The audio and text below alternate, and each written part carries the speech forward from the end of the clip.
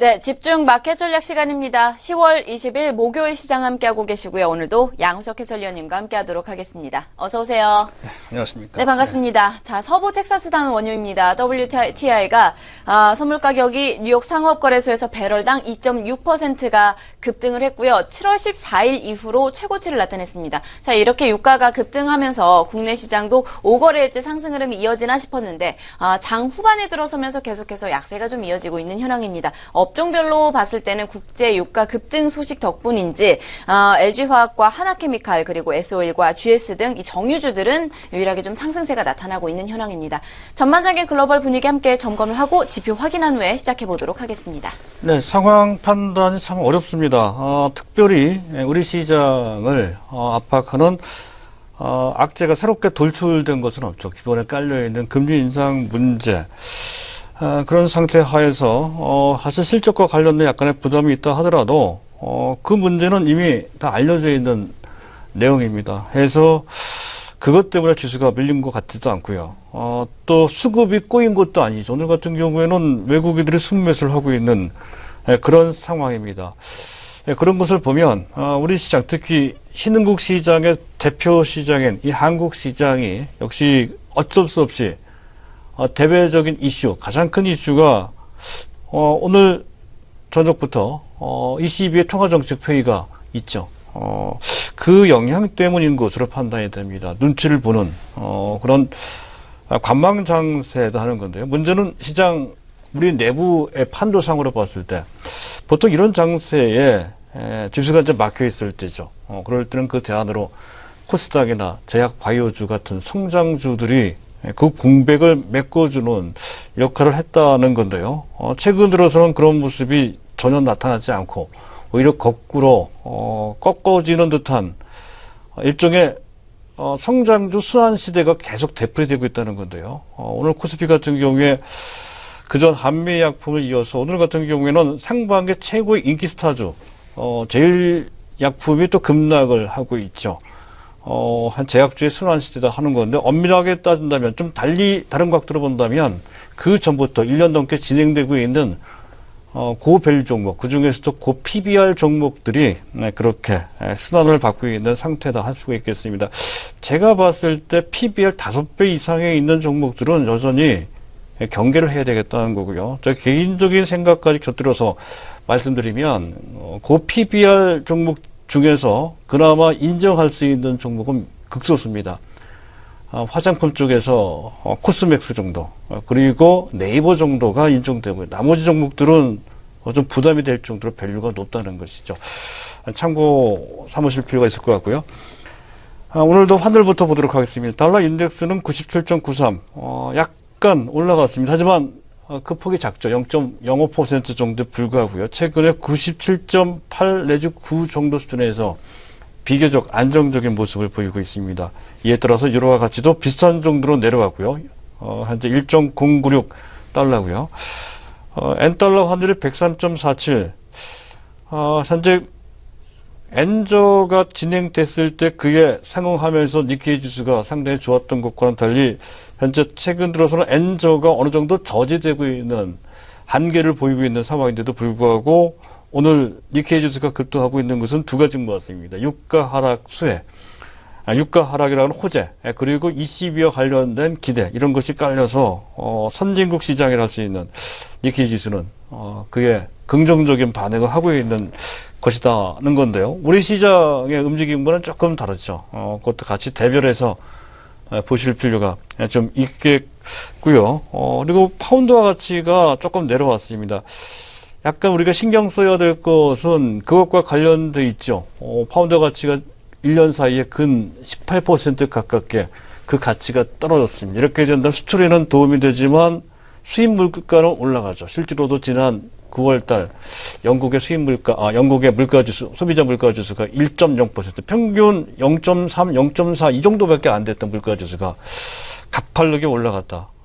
현재 그것이 펀더멘털에 뒷받침돼서 올라가는 곳이라면 긍정적이겠지만 단순히 환율 때문에 수입 물가 부담 때문에 올라가는 것이라면 이것이 확장됐을 때 또 다른 위험 요소가 될 수 있다는 것에서 역시 계속 경계를 해야 될 변수로 보실 필요가 좀 있겠고요. 그리고 우리가 봐야 되는 것은 원달러 환율인데 1122원 내지 지금 현재 약간 올라갔습니다. 1125원. 가파르게 올라가면 골치 아프죠. 그런 정도까지는 아닙니다. 시장 흐름으로 봤을 때 약간 원조 방향으로 진행되는 상태다 이렇게 보시면 될 것 같고요.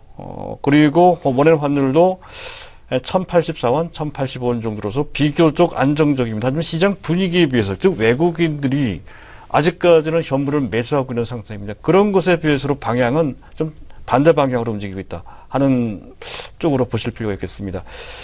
자, 위안화 고시 환율입니다. 6.7311, 전일 대비 0.015, 아주 극소폭, 아주 작은 폭으로 살짝 내렸습니다. 그만큼 절상시켰다는 것이죠.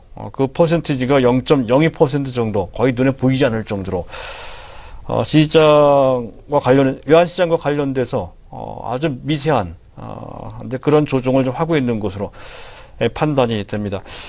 오늘의 핵심 변수는 역시 유가였었죠. 유가가 간밤에 급등을 했습니다. 2.6% 올라가서 51.60 WTI가 그렇게 됐다는 건데요. 이 가격은 15개월 내 최고치라는 거죠. 작년 7월달 이후에 가장 높은 그런 가격입니다. 최근으로 약간 주춤했던 것을 불식시키면서 고점을 뚫고 올라가 신고가를 갱신했다는 건데요. 그럴 만한 이유가 있다는 것이죠. 매주 현지 날짜, 미국 날짜입니다. 수요일 날 미국의 에너지 정보청에서 그 전주에 원유 재고를 발표를 하죠. 예상은 약 250만 배럴 정도 현재 재고가 증가했을 것이다 했던 건데요. 막상 뚜껑을 열어봤더니 그렇지 않다는 것이죠. 재고가 아주 큰 폭으로 줄었습니다. 520만 배럴이나 줄었다는 호재가 나왔다는 것이고, 또 한 가지는 사실은 이게 더 중요할 수도 있습니다. 사우디가 비오펙 석유 수출국 기구 비회원국 또 이번 감산 합의에 동참할 것이다, 이렇게 전망을 했다는 것이죠. 이 점이 중요한 것은 그전 사우디가 계속해서 조금씩 산유량을 늘려오며 치킨 게임을 주도했던 가장 핵심적인 그런 국가인데요. 사실 뭐 사우디 혼자서 했다고 해도 과언이 아닙니다. 사우디가 그 치킨 게임을 현재 말로만 종료시킨 것이 아니라 사실상 종료시키고, 그리고 현재 유가를 부양시키기 위해서 끊임없이 노력하고 있는 시그널로 그렇게 해석이 된다는 것이죠. 이런 정도라고 한다면 당시 작년 6, 7월 달에 당시 WTI 고점이 약 $60 정도 선입니다.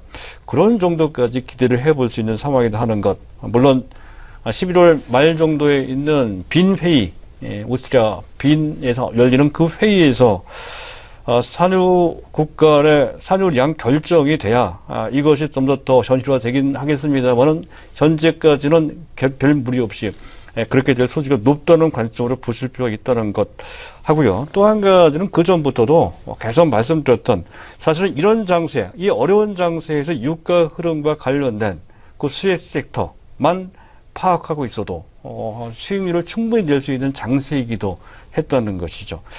가장 대표적인 유가 수혜주는 계속 말씀드리듯이 정제 석유화학 쪽입니다. 해서 SK이노베이션, SO일, 그리고 GS도 있죠. 그리고 현재 현대중공업도 해당이 된다고 할 수가 있겠습니다. 그리고 그 외 석유화학 업체 중에서는 LG화학, 롯데케미칼, 그리고 현재 대한유화 같은 종목들이 이제 포진하고 있는 상태라는 점 계속 눈여겨볼, 또 익히실 필요가 있는 대상이 되겠고요. 또 한 가지는 신재생 쪽입니다. 태양광도 있고요. 또 풍력도 있습니다.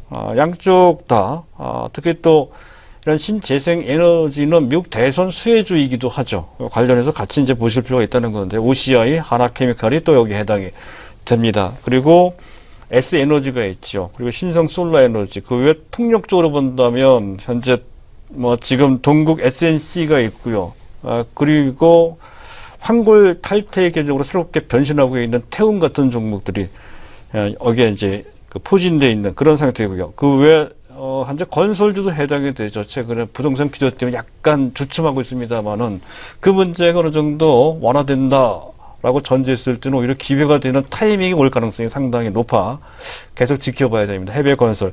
이 해외 건설 쪽에 치중하는 업체 중에서도 탑픽 종목은 역시 현대건설인 것 같습니다. 현대건설 중심으로 해서 대림산업, GS건설, 대우건설, 이런 쪽을 이제 보시면 될 것 같고요.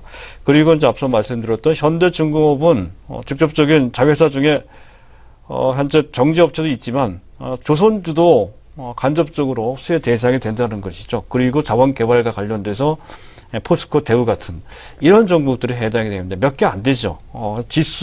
유가 흐름과 관련돼서 그들 종목들이 계속 부각될 가능성이 있다는 것을 참고하셔서 보시면 될 것 같습니다.